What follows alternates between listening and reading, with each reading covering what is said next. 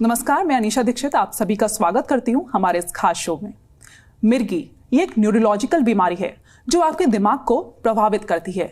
इसमें दिमाग की गतिविधि असामान्य हो जाती है और व्यक्ति को दौरे पड़ते हैं। इसकी पुष्टि तब तक नहीं होती जब तक किसी व्यक्ति को 2-3 बार दौरे नहीं आ जाते। इससे क्या क्या साइड इफेक्ट्स होते हैं, मिर्गी कैसे शरीर के अंगों को प्रभावित करती है और सबसे जरूरी है इसका इलाज कैसे संभव है, इसी पर आज हम बात करेंगे doctor Sushma Sharma, senior consultant and HOD neurology, metro heart institute with multi speciality hospital, Faridabad. Ma'am, आपका बहुत बहुत स्वागत है हमारे इस खास शो में। थैंक यू डॉक्टर, मेरा सबसे पहला सवाल आपसे है, मिर्गी क्या होती है? मिर्गी क्या है? मिर्गी बेसिकली एपिलेप्सी के रोग को कहते हैं। इसी को हम दिमागी दौरों की बीमारी भी कहते हैं। मिर्गी में मरीज को दिमागी दौरे आते हैं। दरअसल जो हमारा ब्रेन होता है वो एक इलेक्ट्रिक सर्किट की तरह होता है। दिमाग में बिजली की तरंगों जैसी, बिजली के करंट जैसी तरंगे दौड़ती हैं और यही तरंगे नसों के माध्यम से जाके हमारे पूरे शरीर को कंट्रोल करती हैं। मिर्गी के रोग में इस विद्युत करंट की, दिमाग के इलेक्ट्रिकल सर्किट की खराबी हो जाती है। ये खराबी पूरे के पूरे दिमाग में एक साथ आ सकती है, जिसे हम जनरलाइज्ड सीजर कहते हैं। इसमें कुछ पल के लिए पूरा दिमाग में इलेक्ट्रिक सर्किट बिगड़ जाता है और उस दौरान में मरीज के शरीर को झटके लगते हैं, मुंह से झाग आ सकते हैं, कई बार पेशाब भी निकल सकता है, होश चली जाती है। आमतौर पे 2 से 3 मिनट तक इस तरह की एक्टिविटी होती है और उसके बाद मरीज कुछ देर कंफ्यूजनल स्टेट में रह सकता है और फिर धीरे धीरे मरीज को होश आती है। इसे हम जनरलाइज सीजर कहते हैं या बड़े मिर्गी के दौरे कहते हैं। वहीं दूसरी ओर मिर्गी दूसरी तरह की भी होती है, जिसे हम फोकल सीजर या छोटे मिर्गी के दौरे कहते हैं, जिसमें कि शरीर के सिर्फ एक अंग में, जैसे कि एक बाजू, एक टांग, चेहरे की एक साइड, सिर्फ एक अंग में बगैर मरीज के होश खोए झटके लग सकते हैं जो मरीज के अपने कंट्रोल में नहीं होते, या फिर कई बार झटके वगैरह नहीं लगते लेकिन मरीज थोड़ी देर के लिए कंफ्यूजनल स्टेट में चला जाता है। तो इस तरह के दौरों को हम आंशिक दौरे, छोटे दौरे या फोकल सीजर्स कहते हैं। तो ओवरऑल ये जो दौरे की बीमारी होती है, जो ब्रेन में इलेक्ट्रिक सर्किट की एब्नॉर्मलिटी से, ट्रांजिएंट एब्नॉर्मलिटी से, ट्रांजिएंट का मतलब है कुछ देर के लिए होने वाली एब्नॉर्मलिटी से जो ये बीमारी होती है, इसे हम मिर्गी की बीमारी या एपिलेप्सी का रोग कहते हैं। मिर्गी के कारण क्या होते हैं, ये भी आप हमारे दर्शकों को बताएं। एपिलेप्सी या मिर्गी कई कारणों से हो सकती है। दिमाग में चोट लगना, चोट का निशान होना, दिमाग में ट्यूमर होना, कुछ इन्फेक्शंस के कारण एपिलेप्सी की डिजीज हो सकती है। डेवलपमेंटल एब्नॉर्मलिटीज यानी दिमाग की बनावट ठीक ना होना, उसके कारण भी एपिलेप्सी का फोकस दिमाग में हो सकता है। दिमागी बुखार जैसे मेनिंजाइटिस, एन्केफेलाइटिस होने के बाद या होने के दौरान भी मिर्गी के झटके लग सकते हैं। इसके अलावा कुछ तरह की मिर्गी जिसे हम इडियोपैथिक जनरलाइज या जेनेटिक जनरलाइज एपिलेप्सिस कहते हैं, इनका जो कारण है वो हमारे जीन्स में ही, पेशेंट के जीन्स में ही होता है। जेनेटिक कारणों से दिमाग की बनावट के नुक्स के बगैर भी कुछ लोगों को मिर्गी हो सकती है। लकवे के बाद भी, ब्रेन स्ट्रोक के अटैक के बाद भी कुछ लोगों को मिर्गी हो सकती है। हमारे यहाँ पे, हमारे जो इंडियन कॉन्टेक्स्ट में अगर मैं बात करूं, तो जो बहुत कॉमन है कि दिमाग में कई बार कुछ इन्फेक्शंस की गांठ बन जाती है।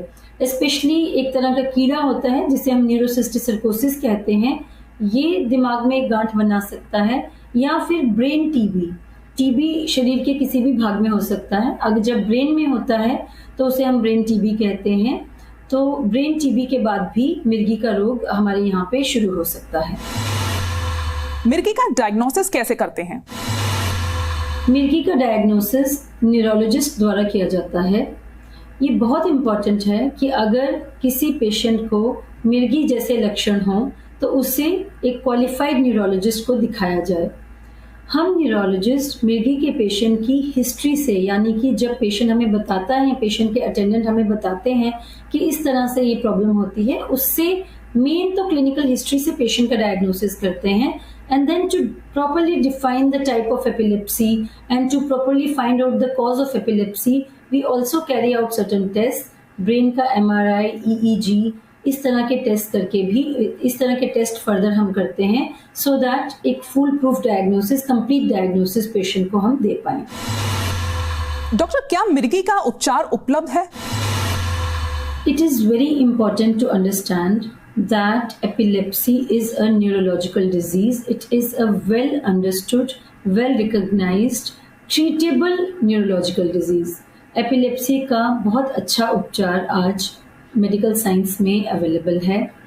इसके उपचार में मेनली दवाइयों का योगदान है। 80% तक एपिलेप्सी के मरीज सिर्फ 1 या 2 दवाई से उनकी मिर्गी को हम पूरी तरह से कंट्रोल कर सकते हैं। जो बाकी बची हुई 15 से 20% की एपिलेप्सी हैं, ये डिफ़िकल्ट टू कंट्रोल एपिलेप्सीज होती हैं, पर इसमें भी अब मेडिकल साइंस में काफ़ी एडवांसमेंट हुई है और इसमें भी there are further modalities like कुछ एपिलेप्सी के पेशेंट्स को हम सर्जिकल ऑप्शंस दे सकते हैं। इसके अलावा कुछ प्रोसीजर्स होते हैं जैसे कि वेगल नर्व स्टिमुलेशन, वो यूटिलाइज करते हैं हम एपिलेप्सी के कंट्रोल के लिए। कुछ स्पेशल किस्म की डाइट्स होती हैं, वो हम एडवाइस करते हैं इन डिफ़िकल्ट टू कंट्रोल एपिलेप्सीज और रिफ्रैक्टरी एपिलेप्सी के पेशेंट्स में हम वो एडवाइस करते हैं। It is what I would want, जो मैं चाहूँगी कि एक बार दर्शक एक चीज़ को समझें कि एपिलेप्सी के इलाज में काफ़ी क्रांति हुई है, काफ़ी एडवांसमेंट हुई है इन द पास्ट 2 डेकेड्स। आज हमारे पास काफ़ी अच्छे anti epileptic, anti scissor medicine available हैं जिनके साइड इफ़ेक्ट प्रोफाइल भी कोई ऐसे हानिकारक या इस तरह के नहीं है। आपके न्यूरोलॉजिस्ट जो पेशेंट है उसको देख के, आपके न्यूरोलॉजिस्ट, अगर आप एपिलेप्सी से ग्रसित हैं तो आपके प्रोफाइल को देख के, आज हमारे पास बहुत सारे ऑप्शंस हैं, कई तरह की एंटी सीजर मेडिकेशंस हैं, जो पेशेंट के प्रोफाइल को देख के जिस पेशेंट को जो मेडिसिन सबसे ज़्यादा सूट करेगी और जिस मेडिसिन में सबसे ज़्यादा सेफ्टी होगी, हम उस हिसाब से मेडिसिन का चयन करते हैं। And I am glad to say that most of the epilepsy today can be very well controlled, properly controlled by proper treatment. It is a very well treatable disease. मिर्गी के सिम्टम्स क्या-क्या होते हैं और इसको पहचाने कैसे, ये बताएं। अगर मिर्गी में पेशेंट को बार-बार दौरे आते हैं, एक बार का दौरा कुछ मिनट तक जोर पकड़ के उसके बाद कुछ आधा 1 घंटा तक कंफ्यूजनल स्टेट कर सकता है। मिर्गी के दौरों में मरीज को अचानक बेहोशी के दौरे आना और उसके साथ शरीर में अचानक झटके लगना, आंखें ऊपर को चढ़ जाना, मुंह से झाग निकलना, पेशाब निकल जाना, कई बार जीभ का कट जाना, इस तरह के लक्षण, इस तरह के दौरे अगर किसी मरीज को हो रहे हैं तो समझें कि ये मोस्ट लाइकली मिर्गी के दौरे हैं। हमारे समाज में एक बहुत बड़ी प्रॉब्लम ये है कि गांव देहात में और कई बार शहरों में भी अक्सर लोग इस चीज़ को किसी ऊपरी चीज़ का चक्कर, भूत प्रेत या किसी आत्मा का असर, ऐसी चीज़ समझ लेते हैं और मरीज़ वो ये नहीं समझ पाते कि ये एक बीमारी है। वो बीमारी को छोड़ के इसे कुछ और चीज़ समझते हैं और मरीज़ को प्रॉपर ट्रीटमेंट नहीं मिल पाती। सारा डायरेक्शन जो है बीमारी का वो गलत डायरेक्शन में मुड़ जाता है और झाड़ फूंक और इन सब चीज़ों में लोग व्यस्त हो जाते हैं। तो प्लीज़ आप समझें, अगर किसी को अचानक बेहोशी के साथ में शरीर को झटके लग रहे हैं, आंखें ऊपर को चढ़ रही हैं, पेशाब निकल जा रहा है, जीभ कट रही है, मुंह से झाग आ रहे हैं, तो ये सीजर डिसऑर्डर या एपिलेप्सी की बीमारी है। मरीज को तुरंत इलाज की ज़रूरत है। ये एक ट्रीटेबल डिसऑर्डर है। वैसी ही बीमारी है जैसे कोई भी और बीमारी होती है, एक वेल अंडरस्टूड डिसऑर्डर है। लेकिन उसके अलावा फोकल सीजर्स में आपको कन्फ्यूजन हो सकता है कि ये क्या है, तो आप प्लीज़ समझें, अचानक एक हाथ या एक पैर या एक साइड ऑफ फेस में झटके, इस तरह से झटके लगना शुरू हो जाना, या फिर अचानक कंफ्यूज हो जाना, एक तरफ मरीज टकटकी लगा के, जैसे बात करते करते अचानक कोई व्यक्ति कंफ्यूज हो जाए, एक तरफ टकटकी लगा के देखने लगे, आईज भी ब्लिंक ना करे, मुंह को चलाने लगे, मुंह का चलना, या हाथों का एक अलग से तरीके से हिलना, ऑटोमेटिक मूवमेंट्स हम कहते हैं। Confusional state with some automatic movements, with some staring look of the eye, some chewing movements of the jaw. ये जो एपिसोड है ये हार्डली 1-2 मिनट रहना और उसके बाद मरीज वापस नॉर्मल हो जाए। इस तरह के दौरों को हम focal seizures with impaired awareness कहते हैं। ये भी मिर्गी का एक रूप होता है। डॉक्टर, एपिलेप्सी से जुड़ी हुई लोगों के बीच क्या कॉमन मिसअंडरस्टैंडिंग होती है, इसके बारे में जानकारी दें। जैसे और अंगों की बीमारियां होती हैं, जैसे डायबिटीज़ है, जैसे हाई ब्लड प्रेशर है, जैसे थायराइड की बीमारी है, वैसे ही एपिलेप्सी मिर्गी का रोग भी एक बीमारी है। ये एक न्यूरोलॉजिकल दिमाग से संबंधित बीमारी है। इसका प्रॉपर ट्रीटमेंट न्यूरोलॉजिस्ट द्वारा किया जा सकता है। ये समझना लोगों के लिए बहुत ज़रूरी है। सबसे बड़ी भ्रांति जो एपिलेप्सी को लेके हमारे समाज में है वो ये है कि ये इस तरह के लक्षण का मतलब कोई भूत प्रेत, ऊपरी चक्कर, कोई आत्मा, इस तरह कोई कोई देवी देवता के नाराज होने के कारण मरीज को इस तरह की प्रॉब्लम हो रही है। ऐसा नहीं है। ये एक कई कारणों से, जिनका मैंने पहले भी जिक्र किया, कई कारणों से ब्रेन के इलेक्ट्रिक सर्किट में खराबी होने के कारण एपिलेप्सी के दौरे बनते हैं। इसके अलावा एपिलेप्सी को लेके हमारे समाज में जो दूसरी भ्रांति है वो ये है कि एपिलेप्टिक पीपल अपनी लाइफ में कुछ नहीं कर सकते। अगर किसी को मिर्गी की बीमारी तो लोग उनसे भेदभाव करते हैं, उनसे दूर रहते हैं, ये सोचते हैं कि ये छुआछूत की बीमारी तो नहीं है। I would like to clarify, epilepsy बिल्कुल भी छुआछूत की बीमारी नहीं है। थर्डली, ये लोगों को लगता है कि अगर एपिलेप्सी किसी वुमेन को है तो उसकी शादी में दिक्कत आती है। लोगों को लगता है कि ये अपना मैरिड लाइफ ठीक से बिता पाएगी कि नहीं, इसके बच्चे हो पाएंगे कि नहीं, परिवार को संभाल सकती है कि नहीं। सो वो भी मैं क्लियर करना चाहूँगी कि in most of the cases women suffering from epilepsy, when they are being properly treated with proper treatment, सही इलाज के साथ एपिलेप्सी से ग्रसित महिलाएं एक सामान्य जीवन जी सकती हैं। मिर्गी के मरीज की किस तरह से देखभाल करनी चाहिए, इस पर आप क्या सलाह देना चाहेंगे? मिर्गी के मरीज की देखभाल में मिर्गी की जो मरीज है उसके परिवारजनों का और उसके वर्क प्लेस पे जो लोग हैं उसके फ्रेंड सर्कल का, इनकी कंट्रीब्यूशन मैं कहूँगी वो ये हो सकती है कि वो इस चीज़ का ध्यान रखें। सबसे इम्पोर्टेंट तो ये है कि मिर्गी के मरीज को अपनी दवाई ठीक तरह से लेनी है। Medicine has to be taken properly, जैसे डॉक्टर ने बताई है वैसे दवाई लेनी है। दवाई की डोजेज मिस नहीं करनी है। ये एक्सट्रीमली इंपॉर्टेंट है इस डिजीज में। So the family people can contribute by making it making the compliance good. वो ध्यान रखें कि मरीज अपनी दवाई टाइम टू टाइम ले। उसके अलावा मान लीजिए अगर किसी को आपके सामने जनरलाइज सीजर यानी बड़ी मिर्गी का दौरा आता है तो उस वक्त जन सामान्य को पता होना चाहिए कि क्या करना है। उस वक्त बहुत ही आमतौर पे लोगों का जो एक रिफ्लेक्स जो रिएक्शन होता है वो ये होता है कि जैसे मरीज को झटके आने लगते हैं, आंखें ऊपर को जाने लगती हैं, तो वो जाके मरीज को थामने की कोशिश करते हैं। एक नेचुरल ह्यूमन इंस्टिंक्ट है, लेकिन बहुत इंपॉर्टेंट है कि इस इंस्टिंक्ट से बचा जाए। जिस वक्त मरीज को झटके आ रहे हैं, बड़ा दौरा आ रहा है, उस वक्त उस मरीज को जबरदस्ती पकड़ना नहीं है। उस वक्त ये हार्डली 1 या 2 मिनट ही मिर्गी का दौरा होता है, उससे ज़्यादा नहीं होता। अगर आप टाइम करेंगे तो आप पाएंगे कि 2 मिनट्स मैक्सिमम जो है, 2 to 2.5 मैक्स मिर्गी का जो बड़े झटके होते हैं वो लगते हैं। उसके बाद वो झटके अपने आप रुक जाते हैं। तो उतने समय तक मिर्गी जो झटके हैं उनको रोकना नहीं है। ज़बरदस्ती अगर आप झटके रोकने की कोशिश करते हैं तो उसमें मरीज को नुकसान होने की, मरीज को चोट लगने की, हड्डियां टूटने तक की समस्या हो सकती है। जैसे ही झटके रुक जाएं उसके बाद मरीज के पास जाना है। फिर मरीज को एक साइड पे लिटा देना है, राइट या लेफ्ट, किसी भी करवट में लिटा सकते हैं। हो सकता है मरीज के मुंह में कुछ झाग हो, कुछ खून हो, तो उसको बाहर निकलने देना है, उसको साफ करना है ताकि मरीज सांस ठीक से लेता रहे। और जब तक मरीज को होश ना आ जाए तब तक मरीज के साथ रहना है। जब तक मरीज को होश ना आ जाए तब तक मुंह में कोई भी दवाई, पानी कुछ भी नहीं देना। इसके अलावा बहुत सारे लोग, जब मिर्गी आती है तो एक another myth which people have वो ये है कि जूता चप्पल सूंघाने से मिर्गी रुक जाती है। ऐसा कुछ भी नहीं है। मिर्गी के दौरे खुद ही 2 मिनट में रुक जाते हैं, आपको कोई जूता चप्पल सूंघाने की जरूरत नहीं है। तो इस तरह की एक्टिविटी जिसमें इन्फेक्शन का खतरा हो, जूता सूंघाना, चप्पल सूंघाना या मुंह में हाथ देना ताकि जीभ कट जाएगी, वो नहीं करना है। मिर्गी का मरीज की जीभ कभी भी ऐसा नहीं होता कि पूरी कट जाए, एक साइड से जरूर कट सकती है, लेकिन अपना हाथ डाल के उसको आप रोकने की कोशिश करेंगे तो उसमें उल्टा मरीज को नुकसान होगा।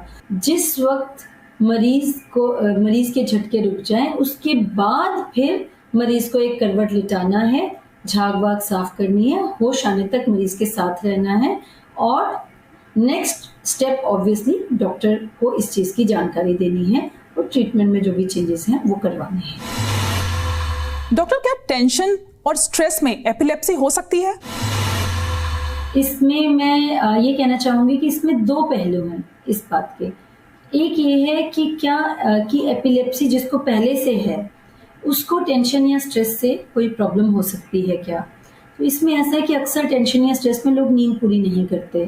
नींद पूरी न होने पे कुछ तरह की एपिलेप्सी में दौरे फिर से बढ़ने की या दौरे आने की संभावना जो है वो बढ़ जाती है। स्पेशली कॉमन एपिलेप्सी है जिसे हम जैसे कि जुवेनाइल मायोक्लोनिक एपिलेप्सी कहते हैं, जिसमें sleep deprivation is a very important precipitating factor. So sleep deprivation should be avoided by people suffering from epilepsy, और इसीलिए स्ट्रेस या एंजाइटी में जब उनकी नींद पूरी नहीं होती तो उनको इस तरह के दौरे आने की संभावना बढ़ जाती है। दूसरा पहलू इस चीज़ का है कि क्या कि टेंशन और स्ट्रेस से जिसको एपिलेप्सी ना हो, क्या उसको एपिलेप्सी हो सकती है? देखिए, ये तो संभव नहीं है। जो दौरे की बीमारी है या मिर्गी की बीमारी है, ये टेंशन या स्ट्रेस से नहीं होती, अपने आप में नहीं होती, जब तक मरीज को कोई और कारण ना हो एपिलेप्सी का। तो अपने आप से टेंशन या स्ट्रेस एपिलेप्सी नहीं कर सकते। परंतु इसमें भी एक केवियट है कि टेंशन या स्ट्रेस में एक अलग तरह के दौरे हो सकते हैं जो एपिलेप्सी को मिमिक करते हैं, यानी जो एपिलेप्सी की तरह लगते हैं। तो टेंशन के भी अपने दौरे होते हैं। कई बार टेंशन के दौरे या माइंड फिट्स हम उनको कहते हैं, मानसिक तनाव के दौरे जो होते हैं वो एपिलेप्सी की तरह लग सकते हैं। कई बार मरीज बेहोश हो जाते हैं, उसमें भी रिस्पॉन्स नहीं देते। कई बार हाथ पैर को झटके भी हो सकते हैं। ये देखने में साधारण पर्सन्स को, जो डॉक्टर या न्यूरोलॉजिस्ट नहीं है, उनको ये चीज़ एपिलेप्सी की तरह लग सकती है। हालांकि ये ट्रू एपिलेप्सी नहीं होती, इसे हम नॉन एपिलेप्टिक अटैक डिसऑर्डर कहते हैं। तो epilepsy versus non true epilepsy यानी एक्चुअल मिर्गी के दौरे versus non epileptic attack disorder, जो अपने आप में एक अलग बीमारी है परंतु वो मिर्गी की बीमारी नहीं है। इन दोनों में जो डिफ्रेंशिएशन है वो एक इट नीड्स एक्सपर्टीज, उसमें एक्सपर्ट आई की ज़रूरत होती है, कई बार कुछ टेस्ट की ज़रूरत होती है इन दोनों में डिफ्रेंशिएट करने के लिए, ताकि मरीज को प्रॉपर ट्रीटमेंट मिल सके।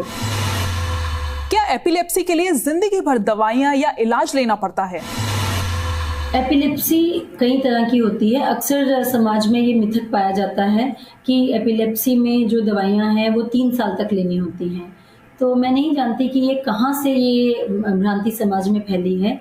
कुछ लोग मानते हैं कि हर तरह की एपिलेप्सी में सारी ज़िंदगी दवाई खानी पड़ती है, तो इनमें से कुछ भी सच नहीं है। एक्चुअल में सच ये है कि एपिलेप्सी कई प्रकार की होती है और डिपेंडिंग अपॉन कि किसी पेशेंट को किस तरह की एपिलेप्सी है उस पर डिपेंड करता है कि उसकी ट्रीटमेंट कितनी देर चलेगी। तो एपिलेप्सी, कुछ तरह की एपिलेप्सीज में हम 1 साल से भी कम एपिलेप्सी की दवाइयाँ देते हैं। कुछ तरह की एपिलेप्सी में 2 से 3 साल तक दवाइयाँ देनी पड़ सकती हैं। वहीं कुछ तरह की एपिलेप्सी में लाइफ लॉन्ग मेडिसिन भी देनी पड़ सकती हैं। इसलिए कोई सेट आंसर नहीं है कि इतना ही देना पड़ेगा। Depending upon the type of epilepsy, the treatment duration may vary from less than 1 year to lifelong. So it can be anything. That will be decided by your neurologist. क्या epilepsy वाले patients normal life जी सकते हैं? इसके बारे में जानकारी दें। बिल्कुल, इस सवाल का जवाब यही है कि एपिलेप्सी से ग्रसित जो लोग हैं वो एक सामान्य जीवन जी सकते हैं। कुछ उनको ये ध्यान रखना है कि अपना इलाज प्रॉपरली कराएं, प्रॉपर प्लेस से करवाएं, प्रॉपर क्वालिफिकेशन वाले डॉक्टर से कराएं, अपने डॉक्टर की एडवाइस को फॉलो करें। थोड़े से डिसिप्लिन के साथ अगर एपिलेप्सी के पेशेंट इन एडवाइजेस को फॉलो करते हैं और थोड़े से डिसिप्लिन के साथ अपना जीवन व्यतीत करते हैं, तो ऐसा कोई कारण नहीं है कि वो एक नॉर्मल लाइफ ना जी सकें। एपिलेप्सी से ग्रसित पर्सन्स ऑलमोस्ट सब कुछ वो चीज़ें कर सकते हैं जो एक नॉर्मल इंसान कर सकता है। मेरा आखिरी सवाल डॉक्टर आपसे, इस एपिलेप्सी डे पर आप हमारे दर्शकों को क्या मैसेज देना चाहते हैं?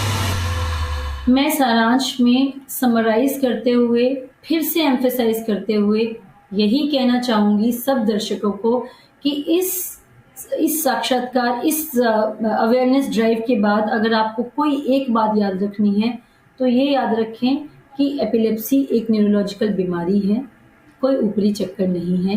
एपिलेप्सी एक ट्रीटेबल डिसऑर्डर है, इसका इलाज किया जा सकता है। सही इलाज के साथ एपिलेप्सी से ग्रसित almost all persons who are suffering from epilepsy वो एक नॉर्मल जीवन जी सकते हैं। एपिलेप्सी से ग्रसित महिलाएं भी प्रॉपर डॉक्टर ट्रीटमेंट के साथ एक नॉर्मल लाइफ जी सकती हैं, शादी कर सकती हैं, बच्चे हो सकते हैं, सब हो सकता है। एपिलेप्सी से लड़ रहे हमारे समाज के लोगों को हमारी हेल्प की ज़रूरत है, हमारी काइंडनेस की ज़रूरत है। इनसे बिल्कुल भी भेदभाव ना करें, इनको स्टिग्मेटाइज ना करें एंड एक प्रॉपर ट्रीटमेंट इनको वैसे ही इनके प्रति व्यवहार करें जैसे कि किसी भी अन्य रोग के व्यक्तियों के साथ होता है। एपिलेप्सी से ग्रसित लोगों को हमारे साथ की ज़रूरत है, आपके साथ की ज़रूरत है, भेदभाव की नहीं। डॉक्टर, आपका इन अहम जानकारियों के लिए बहुत बहुत धन्यवाद। मिर्गी के प्रति कई अहम जानकारियां आपने हमारे दर्शकों को दी। उम्मीद है हमारे दर्शकों को इन जानकारियों से फायदा होगा और मिर्गी का सही समय पर सही इलाज हो पाएगा। अभी के लिए फिलहाल इतना ही। धन्यवाद।